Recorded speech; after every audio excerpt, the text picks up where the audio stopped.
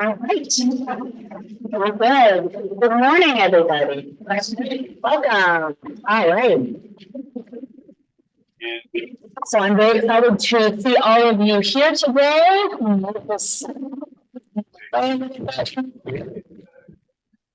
No, right. Okay.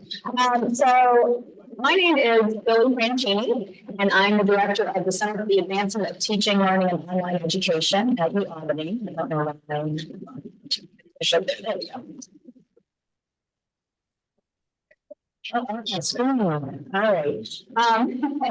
And this morning's session is a beginner session on exploring AI assignments and activities. So this session is really designed for people who haven't done a lot with AI yet. Some of you may have logged in and played around before. Some of you may not even have touched AI before, and that is fine.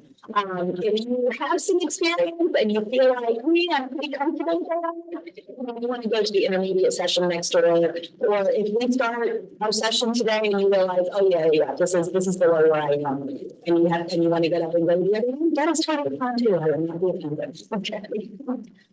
So I want to start. This is kind of a pulse question. Which of the following best describes your current thinking about AI and education? So I'm going to have you think first. You're not going to tell me your answer. But one is I'm an AI enthusiast. I think AI tools have tremendous potential to help students learn, and I look forward to using more AI in my teaching. Two is I'm an AI skeptic. I see potential benefits, but still have some concerns about the implications of AI for teaching and learning. And three, I'm an AI naysayer. I think the potential downside of AI outweigh the potential benefit, and I'm definitely not interested in using AI for teaching. Any of those answers is okay. So if you are in the room, and you don't have to out yourself if you don't want to. If you want to turn with your fingers right in front of you, or only I can see them, that's fine. Or you can move up whatever you're comfortable with. And if you're on Zoom, go ahead and type your number in, but I'm going to have you wait a second before you hit enter, so that we aren't influencing other people's thinking. So I'm going to count to three. Let me see those fingers. 1, 2, 3. Okay. So I see a mix of 1, 2, and 3 in the room, which is perfect, right? We want to have some different opinions. I think I'm somewhere between a 2 and a 3, honestly. Because I think there's some good things that can happen with AI, but I also think AI is a really big thing, which we're going to talk about here in this moment. So we have a lot of different ways of thinking in the room about what AI can do in teaching and learning, which is a good place to start. So I usually talk just a little bit about some very basic terms that can help us make sure that we're all talking about the same thing today. Okay, and these are very, very, very simplistic layperson's definitions. All right, so those of you who know much about AI, just give me a break. I'm doing the best I can to explain these things. So generally speaking, artificial intelligence is technology that enables computers and machines to simulate human intelligence and problem solving.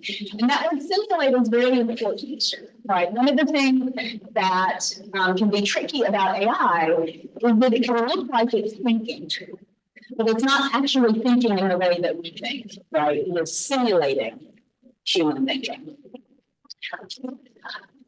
Generative AI, and this is the AI that has kind of exploded in the last year and a half or so with the release of ChatGPT in November of 2022. That's generative AI, and this is AI that can generate content based on inputs. Okay, so there's a lot of AI that we've been using for many, many years that we have not necessarily thought about so much because it's already happened. When ChatGPT came forward and became much more available, that is the first generative AI tool that we really became aware of. And that was a game changer, right? Because it can actually generate new content. The thing that is in the background of all of this, all the generative AI, is large language models. And a large language model is a computer program that has been fed enough examples to be able to recognize and interpret human language or other types of complex data, right? So it's a machine that's just been fed and fed and fed works after works after works after text after images after text after images, right? So it had this huge bank of information that it can draw from to generate this new content. Okay. So this is just kind of level setting to make sure we're all talking about the same thing.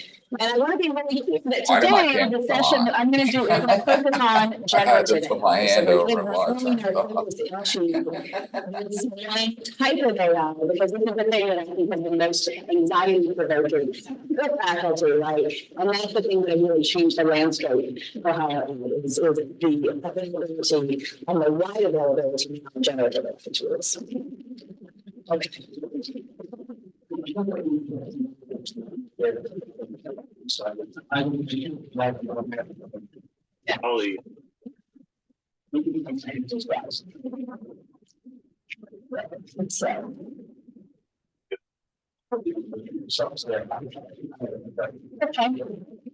Okay.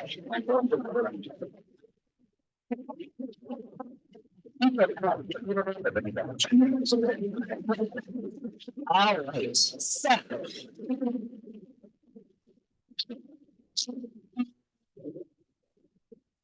Okay.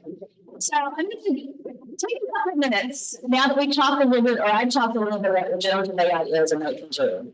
I want you just to gather your thoughts a little bit in writing, or if you have a laptop or something you can type. But I want you to gather some thoughts for about 3 minutes about ways that you think using generative AI in teaching might help students learn.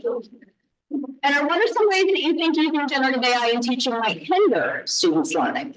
And I'm sure that you may have had some experiences in the past year and a half that can color that perception for you. Things that you've seen students do or things that you've seen students not do. But I want you to just kind of gather some thoughts, a little bit of brainstorming. I may actually cut this to about 2 minutes because we got a little bit of a late start. Just generating some ideas for yourself.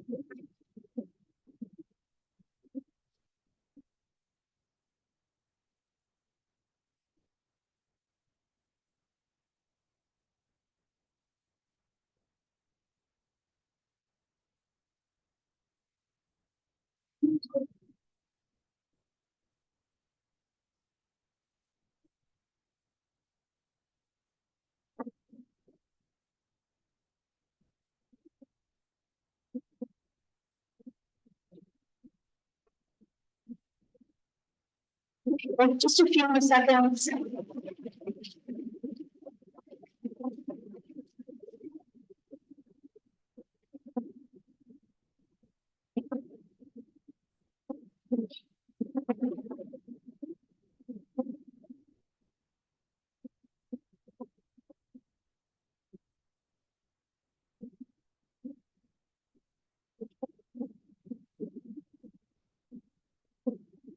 Capture your last thought.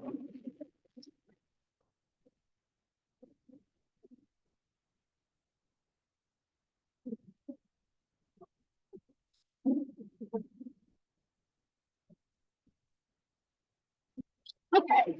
I want to hear a couple of positives, a couple of things that you think might be helpful for students in using AI in teaching and learning, and then there's a couple of what you think are the downsides. So let's start with a couple of positives.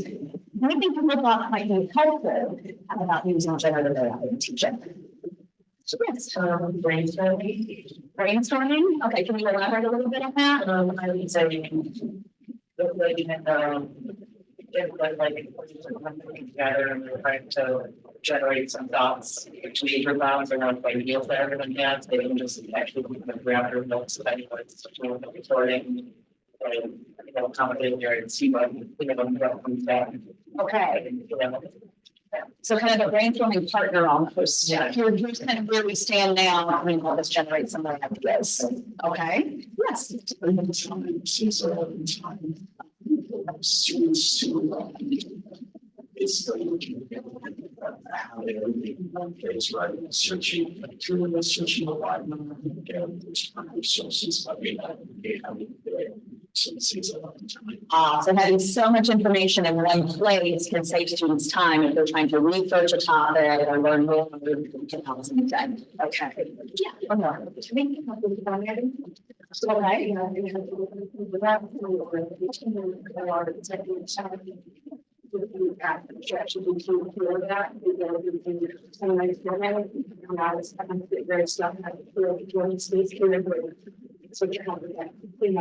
Okay, and I think you actually kind of brought up a couple of things here that I think are interesting. There's the formatting, like how do I actually put this on a page? But you also, I think in your response, kind of pointed a little bit to genre conventions, right? Like what does an executive summary look like?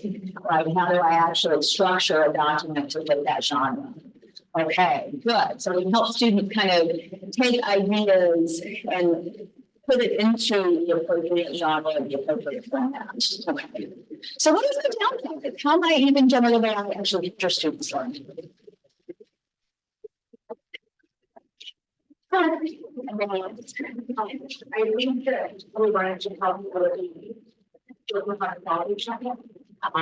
We do have a problem, probably just all the day. Okay. When I was on the session, I never what I want. It's a feature of it, or then just like people like checking it where I can do it. And what I have received from students is that like I feel it's not happening that without any sure or demonstration of need for knowledge or for each of their learning on kind of on the emotional that we're sharing. So they very know where they are, where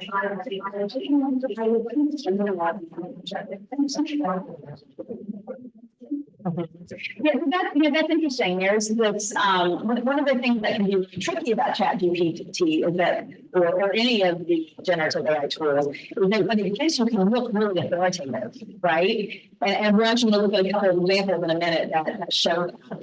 And so if a student isn't very sophisticated in terms of their understanding of what they're looking for, they may, wow, this looks great. Okay, my paper's done, right? And then, when you do actually start to dig into it, you're going to find that there may be places where I can imagine what I was looking for, and I'm not really sure that's entirely accurate, right? So I have a colleague at UAlbany who talked about the Goldilocks problem, right? Because one of the challenges with ChatGPT is you have to know little enough to need to go to ChatGPT to find an answer, but enough to be able to quality check that answer and figure out if it really is helpful for you, right? And if students aren't at that just right level of understanding, they can struggle to actually use what they get out of ChatGPT or other tools like that in ways. Yeah, that's a good example. Yes. When writing this down, we also videos of and I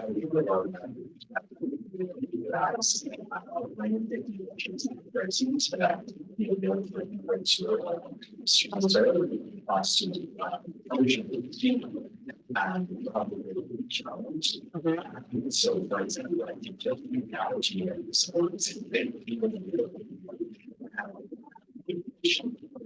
very good.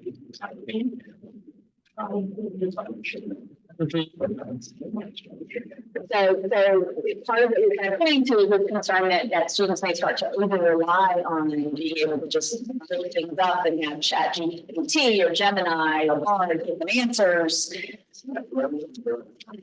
Right. Okay, good. Any other? We've heard the three causes when everyone downtown. Yeah. I just ask a question. Sorry. Or I can repeat, yeah. I was looking to say, in terms of courses that are also teaching writing, which does lead to that basic concern. I think that there's a nature of using generally text with the process of writing, the process of thinking, it's not about the product, it's about the process. So I think there's a risk with our supporting the students, we really have that notion of writing and testing the process. So to repeat that comment, I think it's a really good one. And I'll try to encapsulate it, but tell me if I misrepresent something that you said. You have, I think in the world of writing, there is concern that students will start to confuse product. Oh, look, there's a lot of text here. I'm done writing. With process, which is actually a really important thinking tool, right? That part of what writing does is help you discover what you think, right? And help you discover how you think. I had a colleague at UAlbany who talks a lot about one of his concerns being, and those of you who taught writing, I'm sure have seen that you know, so many times you grade a student's paper and you get to the last sentence, you go, aha, there, you did this, you finally found it, right? And if students start relying on tools to generate a lot of their thinking for them, they'll never get to that thesis, right? They'll never actually go through that whole process of tracing their thinking to a claim or an argument, right? So that's a huge concern among writing teachers, right? Absolutely.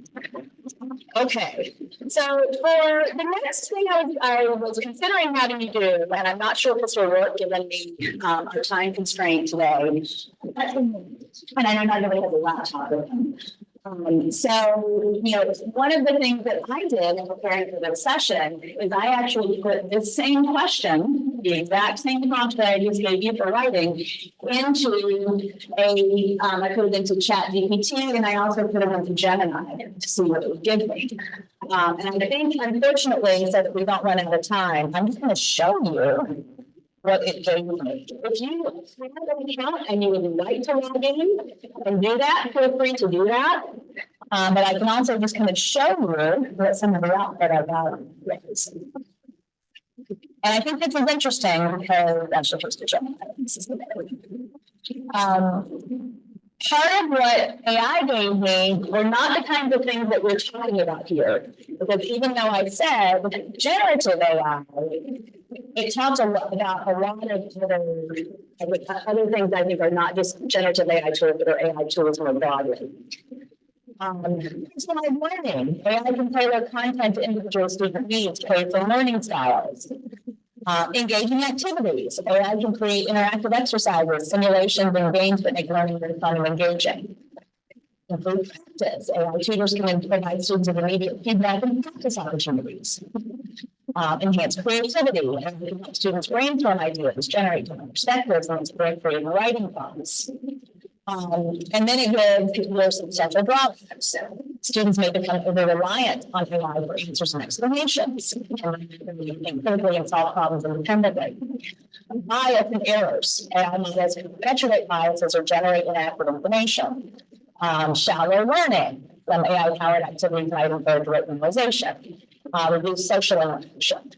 So this is an example that we've just done, and if we had time, I would have had you log in and do this yourselves, right?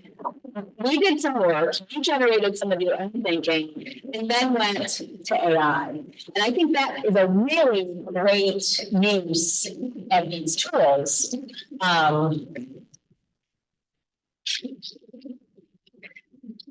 Because there are things that were different between what we said in this room and what AI came up with, right? There were additional concerns that it raised about, for example, biases.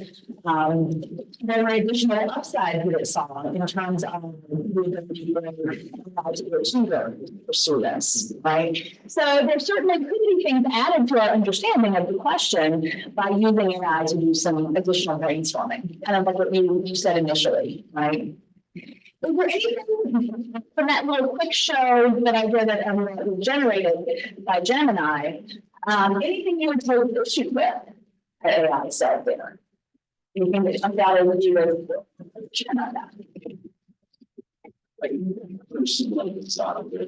I don't know what next to be honest. I don't really experience the reason that it's allow me to I'm safe to struggle.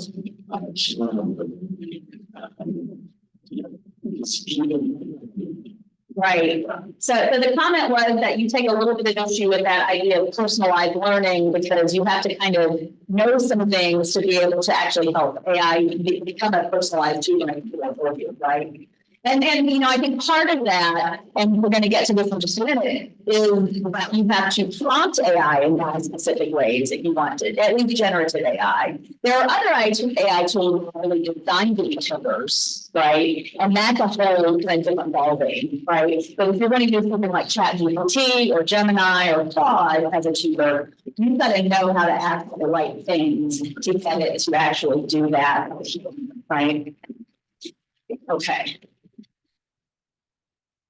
So this is really, I think, for me, the most important idea about using AI in teaching and learning is that we really need to think about generative AI and help students use generative AI as a thinking partner, not as a substitute for their own thinking, right? And I think the exercise we just did is an example of using AI as a thinking partner, right? I have this question. I generated some videos about it. Now what does AI say? Now let me compare those two ways of thinking about this question, right? And these are things that you can pretty easily do with students, even right in class, if you want to.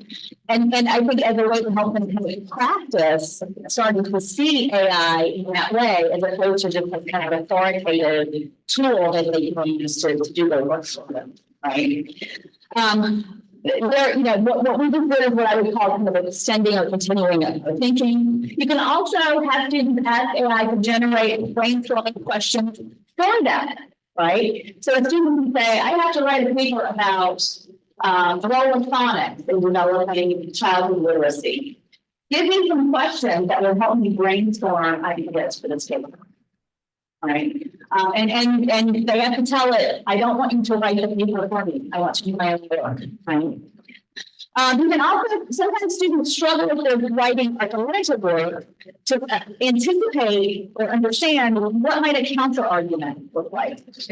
AI can do that for them. They can put in their thesis and supporting points and say, what would somebody who disagrees with this idea say about it? Okay. I'm going to give you a QR code at the end of the session that will take you to a handout. And there's all of these examples kind of elaborated a little bit more specifically. So these are the types of things, the sum of the types of things you can have students do to help them use AI as a thinking partner. So, you know, I kind of mentioned earlier that the way you prompt AI makes a difference, right? You know, if you think about the definition of generative AI, I said it was able to create new content based on inputs, right? So what you put in matters.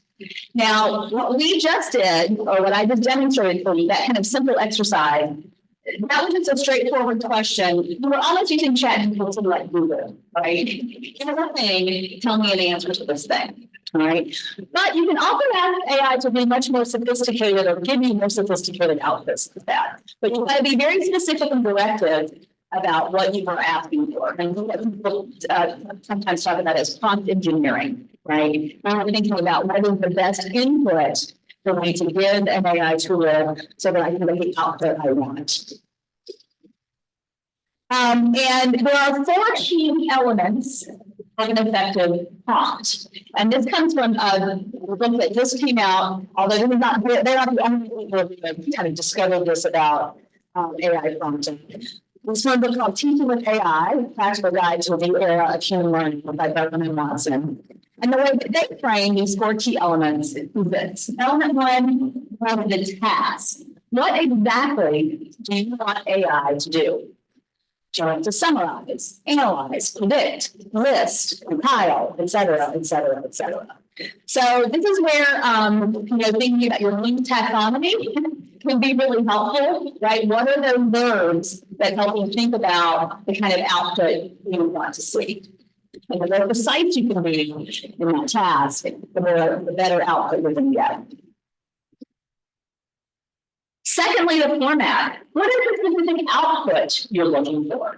And I think this is something that you were pointing to a minute ago when you talked about formatting and genre, right? And you can ask AI a question, but what if you really want it to review, what you really want it to produce an outline, you got to tell it, give me an outline and show X. Or I'm trying to write a paper about this, these are my ideas, an outline. Okay, but you can ask it to produce an essay, a dialogue, a legal brief, a table, a chart, an image. When I'm talking about images today, that can happen too if you go into other tools like DALL-E. The voice. What style of language is desired? Right? So you can ask it to write in academic language. You can ask it to write a review of a human resources manager. You can ask it to write like Ernest Hemingway. Right? So you can actually, and the more specific you are about that, the better output you're going to get. And then finally, context. So are there further context, for example, you can provide? So maybe there's a model you want AI to use in coming out with Erasmus. Maybe you want to give it more information about tone, right? Maybe I want this brief that you're going to write for me to have a very measured tone. Or you may say it's really important for these purposes that you give accurate information. You can even tell AI to think carefully. Slow down and think carefully about that. I need to make sure I have the most accurate information. Right? You can tell that. One of the things that I always kind of keep in mind with the prompt, it's a lot like a writing assignment, right? If you think about what you give your students, the better assignment you give them, the better output they're going to give you. The same thing with AI, right? So the more directed and specific your prompts are, the better. So maybe you can the prompt that I put into AI. I did this in ChatGPT, I believe. So here's what I said. Please write this policy for an undergraduate English class to be caring and compassionate to students. And I found a policy that was not particularly caring and compassionate to students, and I put that into ChatGPT. So that's what the old policy was. I keep strict attendance and reserve the right to drop any student with more than 6 absences. Save your absences for medical illness or family emergencies. You'll have to miss class, make sure you talk to someone in the class to get notes and information about anything you may have missed. It is each student's responsibility to keep up with his or her absences for class, but you may check with me periodically throughout the semester to verify the number of absences you have accrued. If you have your stuff, then you still know you can carry with compassion, right? So I put this in, and I'm just going to break down the prompt for you. Is going to show you the elements. So a task, rewrite. So I want you to rewrite this policy. The format, I want it as a policy. Okay. Not caring and compassion, that's the voice I'm looking for. The context is an undergraduate English class. And I said, please, this is evident that I have the right machines. You do not have to put please. I did that without even thinking about it and didn't realize until I was doing this. Oh, yeah, why did I say this? I'm a really nice person. So here's the ChatGPT version. And again, at a glance, right? Oh my God, I'm just like, the comparison. Speeches to it. I started reading it. And I said, okay, I understand that unexpected circumstances in the right ways. That's her. So I encourage each of you to prioritize your well-being alongside your academic responsibilities. Here's how you want to manage in our class. We have four different areas. So I started looking at this and I thought, there's something here that stand out to me. Well, it looks like an official policy. I mean, I do like that it says, I encourage you to prioritize your well-being alongside your academic responsibilities. That's a caring thing to say. Will be managed? What does that even mean? Who's managing? Right? So am I giving them agency? Am I taking away their agency? I don't love that. Right. I don't even know what this sentence means. While I won't be taking formal protocol, I value your commitment to our class. That doesn't even make sense. What's happening? Things around like, I like this, but if you miss a class, you have to approach you pick up on the material covered. What do you need the additional support catching it? So does that sound like I don't want to help them? I'm not sure. And then at the end, your well-being matters to me. I like the statement. All right, so there's some things here that I thought might be useful. But what I really realized is that I did not get exactly what I wanted because I had not clarified for myself necessarily what I was looking for, right? And this is the final step in prompt AI that is so important, which is iteration.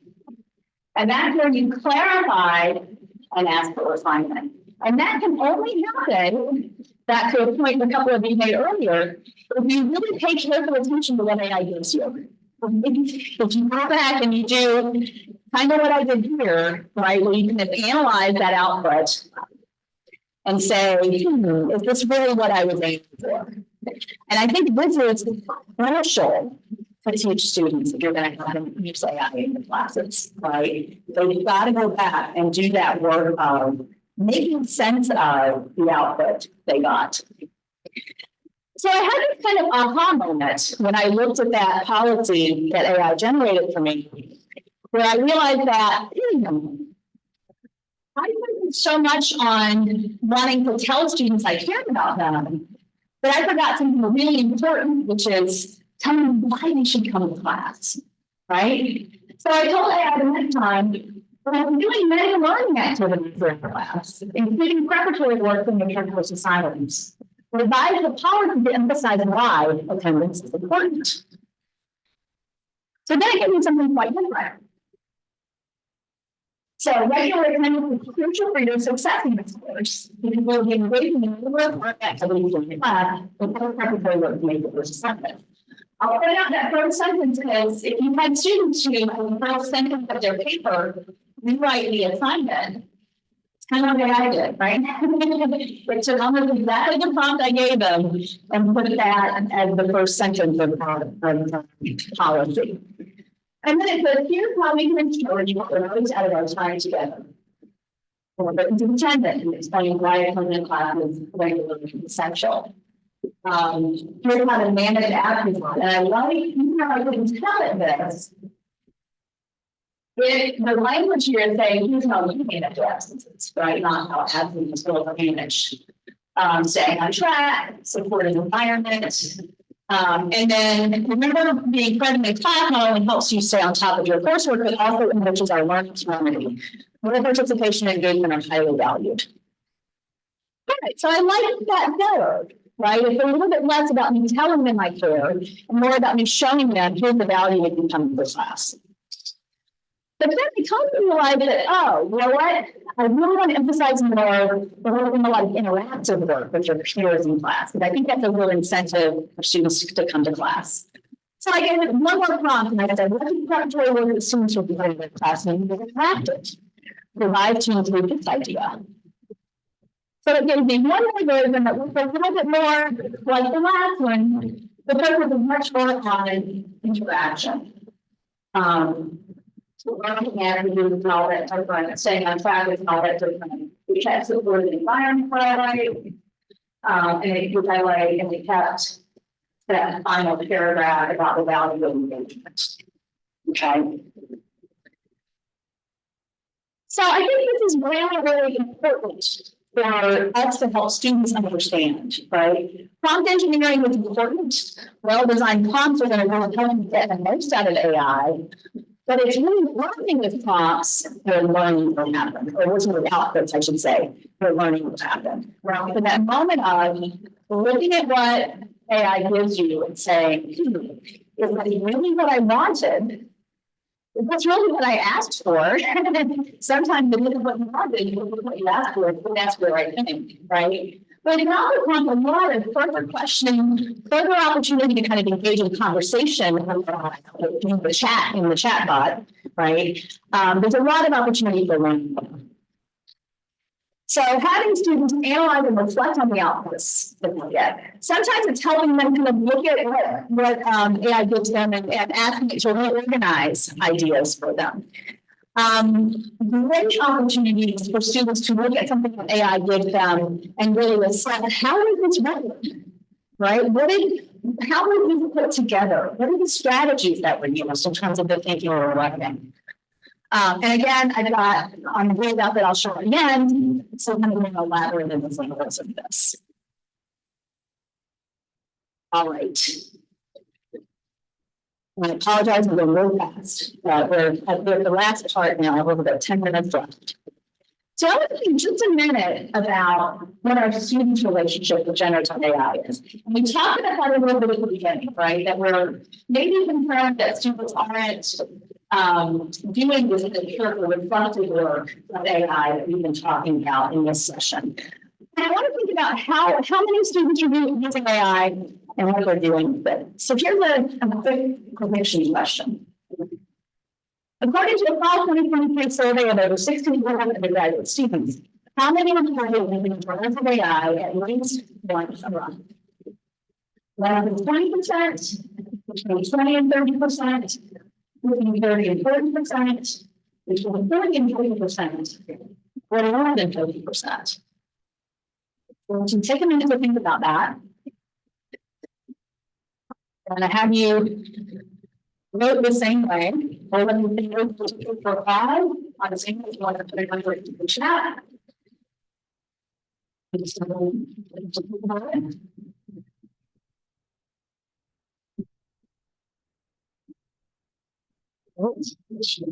Sure. Students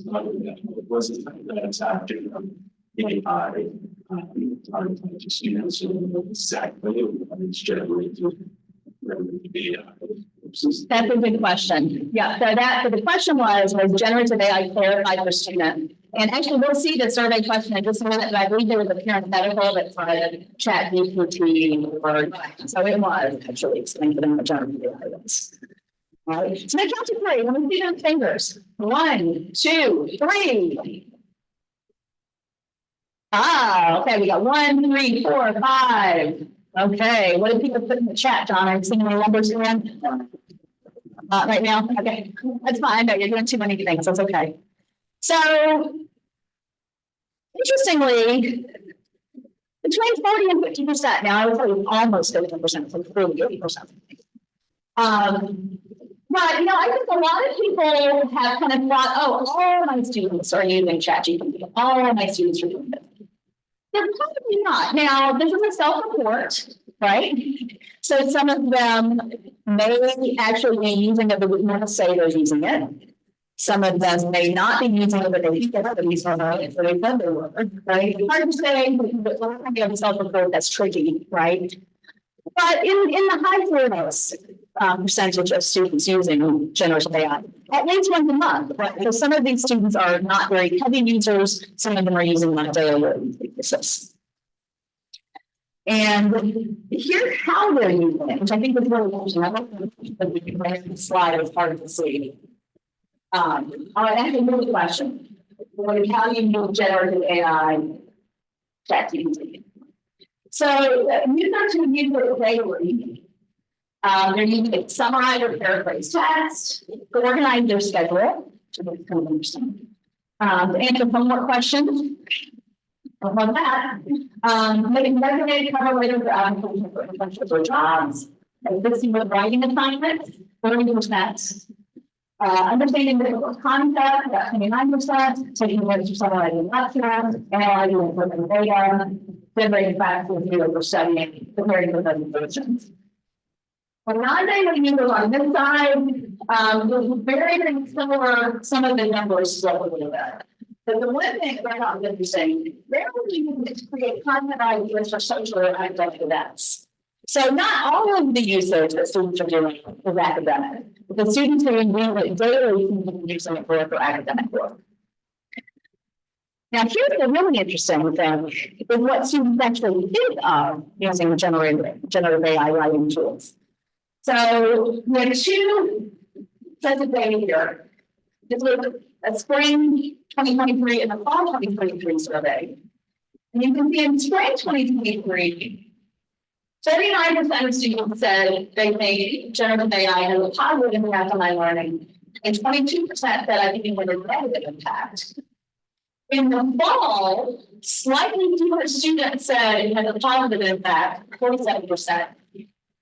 And 4% more said they think it had a negative impact. Something interesting. Faculty go the opposite way. So in the spring, 21% think that it's having a positive impact on student learning. In the fall, 22%. In the spring, 50% said it's having a positive impact, while 39% in the fall said it's having a negative impact, right? So our thinking about this, both faculty and students, is shifting in interesting ways, right? And I think this is actually really important because I think part of what it speaks to is I need to have real conversations with students about generative AI and what it can do and what it can do, right? So I think students don't need to just know how to use those tools. But I think we really need to engage them in a dialogue about its implications for their learning, about what it can and can't do for them. And I think this includes things like creating shared expectations for how they will use generative AI tools or how they will not use generative AI tools for work in class. I mean, being honest with students about what the potential and what the limitations are, right? And, this is where some of those, downside that we talked about earlier can become really important. And I think it's okay to give yourself and give your student permission not to use it when it doesn't make sense, right? And I think helping students suss out the difference between when it does make sense to use it and when it doesn't make sense to use it is actually really important. Okay. So I'm going to, instead of having you write the final reflection, I wanted to just think we've got about 4 minutes left.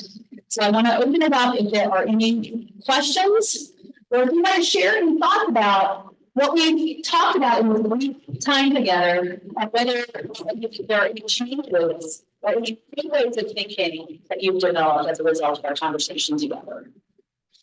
So I'll give you seconds to think, and then if you want to jump in, please feel free to.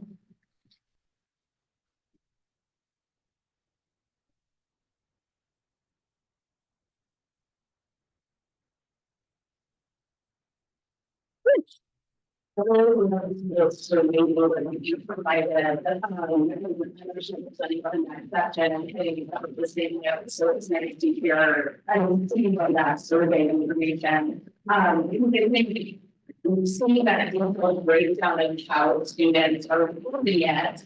Also the feeling how we're integrating it in their lives in a really this way. And it's socially, but also using it academically. And the responsibility for us and how we have to do it critically is so crucial, I think. Really that data just kind of bolsters that and shows that no matter where what's playing something down, makes sense of this anything that they're interacting with. Yeah, the comment was that the data about how students are using AI is actually really helpful and shows us, the breadth of their usage, and also helps us kind of reflect on how well we're helping them, develop their thinking about that usage. For me, I think that what I find really fascinating the way that these perceptions are changing as well, right? Because I think that also tells me we need to have meaningful conversations with our students about what is happening with their usage of these tools. Right. I think this is the kind of when I see that they're starting to feel like maybe it's having a very negative impact. It's kind of a cry for help, I think. Right. That is a real opportunity for us to step into meaningful conversations with them about using AI.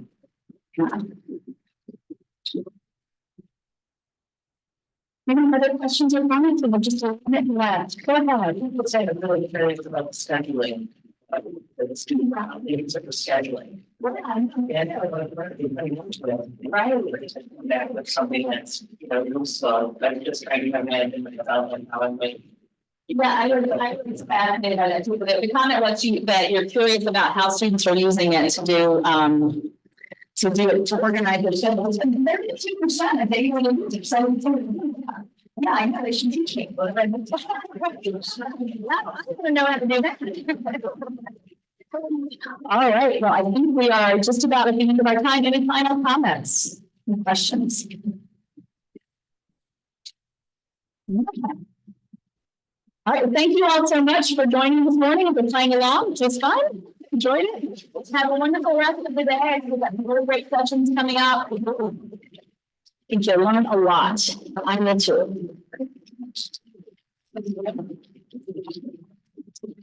So